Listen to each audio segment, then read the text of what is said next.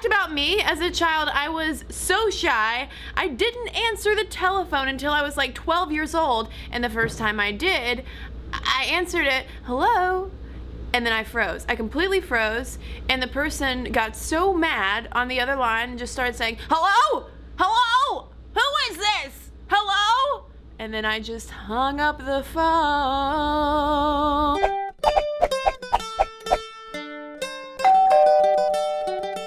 Here's a question. Do you think you could do a video on shyness and social anxiety? Well, yes, because you're watching it. This is actually something that psychologists and scientists are still trying to puzzle out in terms of where shyness ends and social phobia begins. When it comes to social phobia or social anxiety, around 15% of people would probably meet the qualifications for that. Unlike just general shyness, social phobia or social anxiety, as it's better known, is something that is listed in the Diagnostic and Statistical Manual of Psychiatric Disorders. It is a recognized clinical condition. I also wanted to talk about this side note for a moment because of a comment trend that I noticed watching YouTuber videos talking about their own social anxiety, terming it social anxiety, from people like Zoella and Beauty Crush. There's a lot of contention that quickly crops up in comments about, oh, well, what they're dealing with is nothing compared to what I'm dealing with, and they just need to shut up because they're just minimizing the problems that I'm experiencing, and a lot of like negativity, almost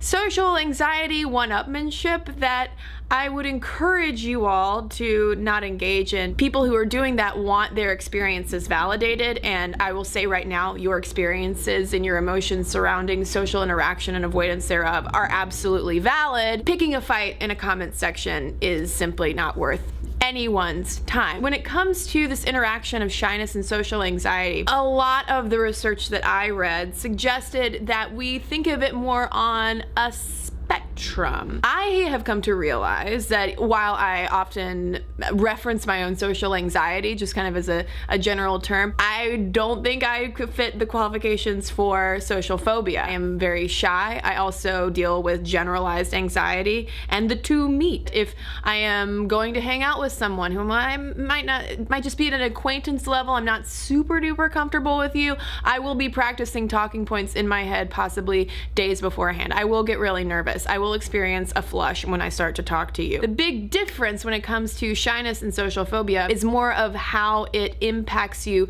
behaviorally. Based on the studies and articles that I read about the science of shyness and social phobia, there were 5 big differences between the two that jumped out to me. First one being that people who have social phobia, social anxiety, usually report more social fears, common things like public speaking or being in classroom situations, going to parties where you have to make small talk. Secondly, while people who are just shy and people who are socially anxious might have a lot of pre-socializing symptoms, a lot of that anxiety, there might be physical symptoms, you might get an upset stomach. Avoidance is a big difference because shy people, more often than not, will still go through with whatever kind of situation they are dreading. People who have social anxiety are likelier to avoid those situations at all costs. The third big difference is reported quality of life. So people who describe themselves as shy tend to report having a better quality of life than people who are socially anxious or experience social phobia. Fourth,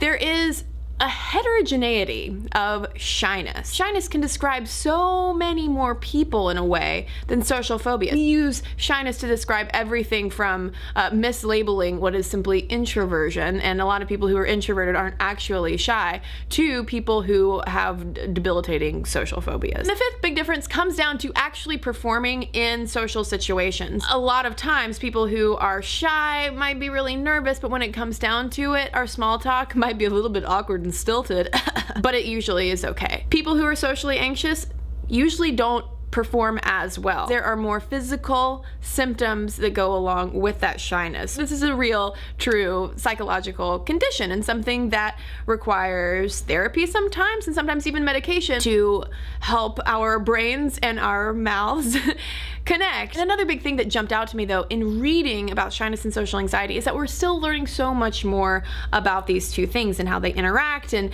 what they really are and where they come from. We still have a lot to learn, not only in terms of how nature and nurture interact to produce social anxiety, but also how to overcome those kinds of things. Personally, one thing that I am trying to do more of in my life is make myself uncomfortable in the sense of putting myself in social situations that I kind of dread. It's really, really, really good practice if you are someone who is shy. I also recognize that there are socially anxious people out there who to where the advice of like, buck up and just get on out of the house. That's not gonna happen. Understanding how it works and the research that's out there and what scientists know and don't know can be helpful for understanding when those symptoms trigger what is going on biologically, physiologically, psychologically to make you feel all of those feels. Now, I need your help. I want to know what your experience is with shyness, social anxiety, all those different things, what you think about the differentiation between these terms. What do you do